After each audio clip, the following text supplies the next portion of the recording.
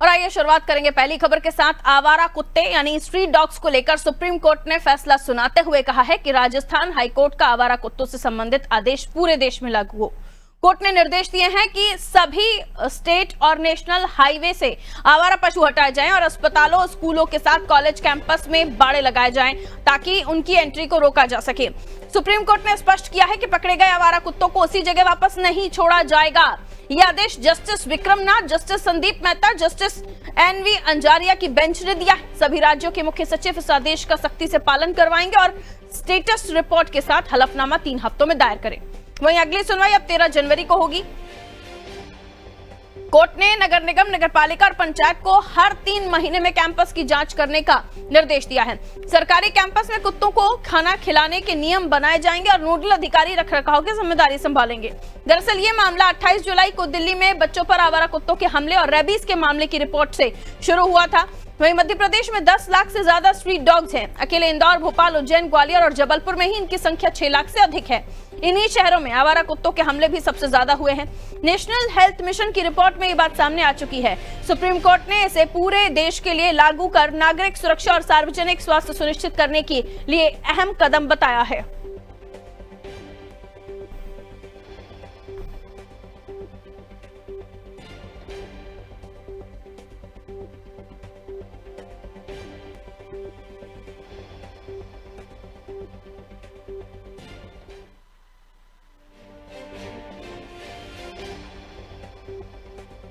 और चलिए खबर पर हम बातचीत कर लेते हैं। शैली सूद जी हमारे साथ जुड़े हुए हैं और डॉग एक्टिविस्ट हैं। बहुत स्वागत करते हो शैली जी आपका। सुन पा रही हैं आप मुझे? सुन पा रही हूँ मैम।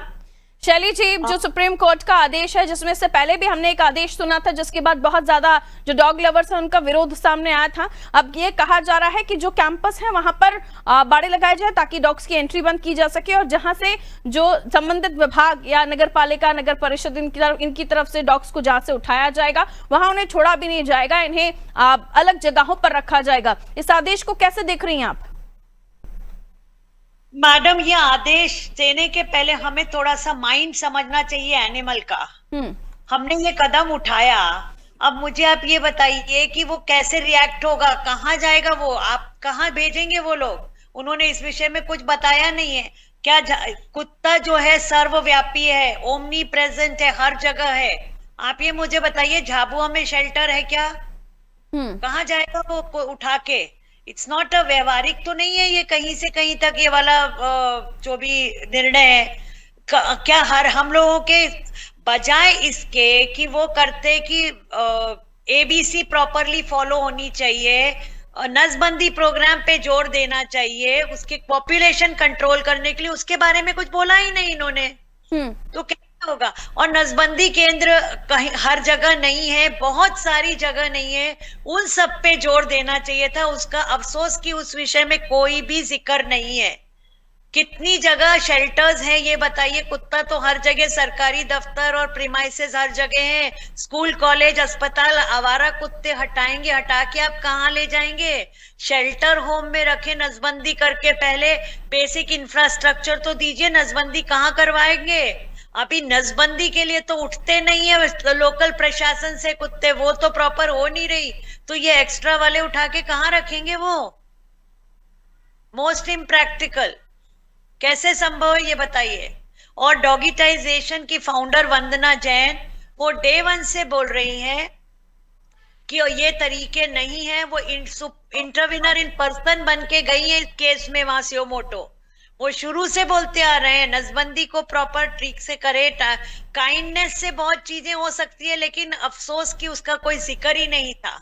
ऐसे तो ये पॉसिबल ही नहीं है। हम आपसे यहीं पे आप बैठे होंगे, हम भी यहीं होंगे 2 महीने 8 हफ्ते बाद, कुछ भी नहीं होगा ma'am. It's not at all practical.